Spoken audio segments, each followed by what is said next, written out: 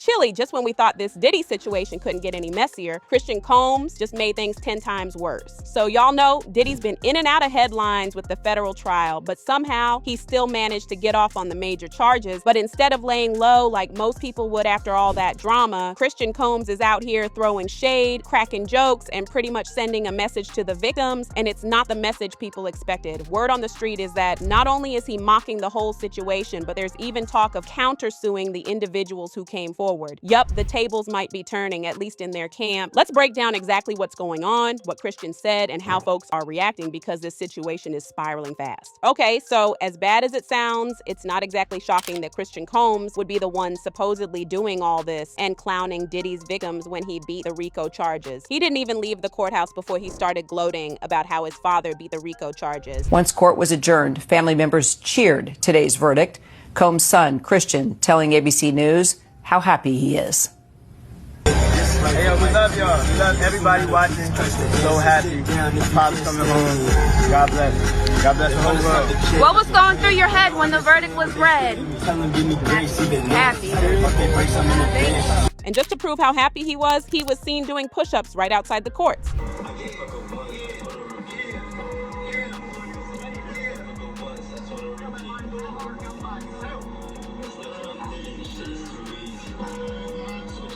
Now, we're not going to fault Christian for being happy that his father is coming home. At the end of the day, that still is dad, and he has made it clear that he's going to support his father no matter what. And considering the allegations that Diddy has brainwashed his kids for years into supporting him no matter what, it's not exactly shocking that Christian and the other kids would be overjoyed that Diddy beat the charges. Well, Diddy didn't exactly beat the charges. While he did beat the bigger charges, he was found guilty on the 2 smaller charges. He was cleared of and the 2 charges. The RICO charges carried a maximum life sentence, while the 2 counts of carried a minimum of 15 years and a maximum life sentence each. He was found guilty of violating the Mann Act, which prohibits transporting individuals across state lines for unlawful activity. The charges stem from incidents involving Cassie Ventura and Jane Doe, who testified during the trial. Those charges carry a maximum sentence of 10 years each, but it's unlikely that Diddy will get the maximum sentence. There are even reports that he might get off on probation and time served, and considering the way the trial has gone so far, it wouldn't be surprising if Diddy gets off completely. So yeah, Christian celebrating is not surprising, but what really has fans pissed is that his celebration seems to be tone deaf regarding the victims. But if you think that's bad, it gets worse, because there's a rumor going around the streets that Christian is claiming that they are planning to countersue the victims who came forward for libel and defamation. Say what now? Isn't there some law of sorts that protects victims against this sort of thing? Because if Christian is allowed to go after the victims, it's going to set a very dangerous precedent for future victims, especially against big names like Diddy. But when you really think about it, Christian coming for Diddy's victims shouldn't be too surprising, because the streets have been saying that he is the one most likely to be like Diddy out of all the Combs kids. And let's not forget that he has been bragging from day one that Diddy is going to beat the charges. Y'all remember when Homeland Security raided Diddy's homes last year? That wasn't just for show, because they came in heavy and seized electronics, hard drives, all that. And let's not forget Christian and Justin got detained during that whole thing. Now, most people, after going through something like that, especially with the feds watching your family that closely, would probably lay low, stay quiet, maybe distance themselves from the mess. But nope, not Christian. You'd think with the feds already breathing down their necks and with Homeland Security raiding multiple properties, he'd understand this is deeper than rumors. But for some reason, Christian thought that it was the best time to release a song about how the feds missed a lot of evidence. And he even revealed where Diddy had hidden the evidence.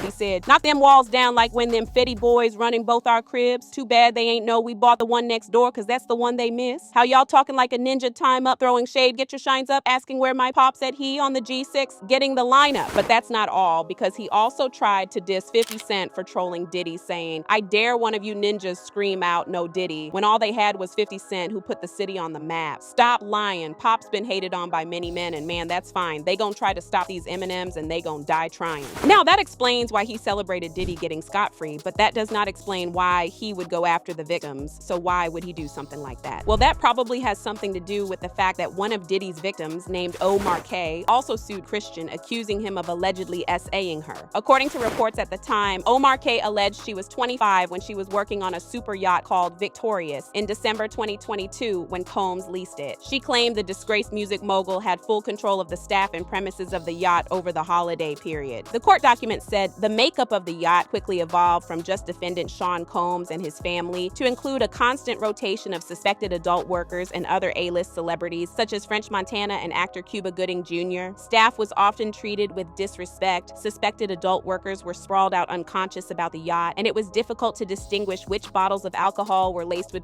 and which bottles were not, the suit went on. According to her, this wasn't a one-time thing. She claimed that he made several attempts to touch her and force himself on her, but she was always able to escape. That is, until one encounter where things nearly went too far and he almost succeeded. According to reports, Christian then allegedly demanded she find him a place to sleep on the yacht, and she suggested the cinema room as there were no spare cabins available. The suit claimed the cinema has one door to exit and enter. Plaintiff entered the room and defendant Christian Combs blocked her from exiting. Plaintiff retreated to a corner of the room and defendant Christian Combs became physical and extremely aggressive. He cornered plaintiff and started purse. It continued. Plaintiff pushed him back constantly. Defendant Christian Combs then took off all of his clothes. His privates was erect and he grabbed her arms and was trying to force plaintiff to perform oral copulation on him. The plaintiff began fighting defendant C. Combs, and not long after, her partner on board entered the cinema. The suit claims this startled her alleged attacker and she was finally able to flee. When she tried to complain, she got fired. She went on to claim that she allegedly lost her partner, who struggled to deal with the situation having seen the bruises on her body and dealt with the mental and emotional ramifications. MOCKS suffered anxiety and panic attacks, developed an eating disorder, and even thought about ending her own life, the suit claimed. When the lawsuit was first filed, Diddy's legal team released a statement on Christian's behalf that said, "We have not seen this woman's claim, but I'm sure we can expect the same kind of manufactured lies we've come to expect from Tyrone Blackburn and his clients, just as we saw in Rodney Jones's lawsuit, which has yet to be served." He adds, they learned about the lawsuit the same way anyone hears about Mr. Blackburn's filings through the media.